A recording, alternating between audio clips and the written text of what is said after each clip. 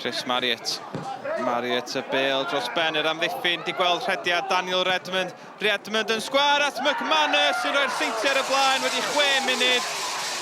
Pas hyfryd gan Chris Marriott ac yna'r hen drefn Redmond yn creu, McManus yn sgorio, Seintiau ar y blaen. Sears ar peniad ar Redmond i gyfeiriad Brobl. Sears yn oed acluso, mae'r bas yn anllac. Ryan Brobl yn prodio'r bêl ond yn taro'r postyn. Dihangfa i dîm Chris Hughes. Blair gan Sears, ond Brobl yn methu manteisio tro yna.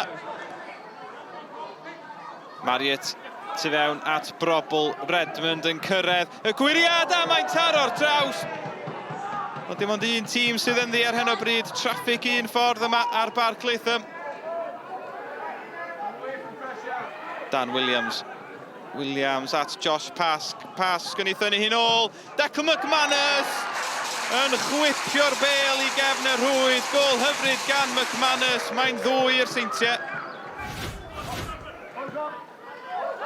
Roberts yn syth lawr cae at McManus, y flic ymlaen. Mills Evans, di honna ddim am gyrraedd Jones. Josh Daniels heibio'r golwr. Un cyffyrddiad yn ormod falle, ond mae Mills Evans di llawio ar y llinell. Kieran Mills Evans mond ar y cae ers rhyw 10 munud ac yn mynd i weld cerdyn coch. A mae'r Drenewydd lawr i 10 dyn. McManus am ei hat-trick. 24 o goliau cyngrair i Declan McManus. Siawns bod yr esgid air yna yn saff rwan. Marriott at Brobl. Brobl fewn i'r cwrt, dyma nhw'n dod eto. John Routledge yn rhydd, Routledge yn tanio.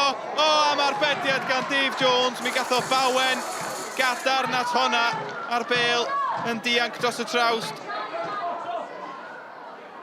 Brobl at Marriott, ton ar ôl ton o ymosodiadau gan y Seintiau. Marriott yn llithro'r bas at Baker sgwar at Sislevich, a dyna hi canfed gôl gyngrair y Seintiau y tymor yma. Baker yn anhunanol a Sislevich yn sgorio.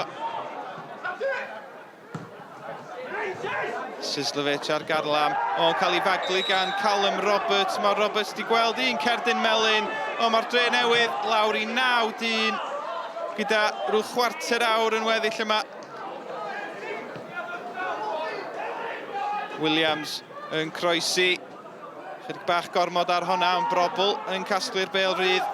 Brobl, sgiliau gwych gan Ryan Brobl, neithon hi'n ôl. Routledge ar ergyd, mae'n syrthio i Williams. A Gwion Dafydd yn rhwydo'r bumed. 101 o goliau cyngrair, y nifer fwyaf o goliau yn y cyngrair gan glwb ers 6 blynedd. A mae ganddyn nhw 2 gêm ar ôl.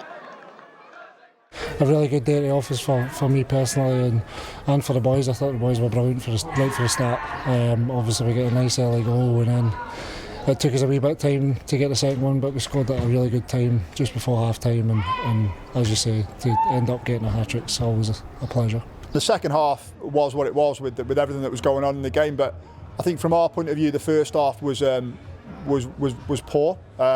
Listen, we worked hard in the week on a game plan as we always do, but listen, for one reason or another it never happened for us, and I thought we were probably too easy to play against in the first half and too passive, which is not like us.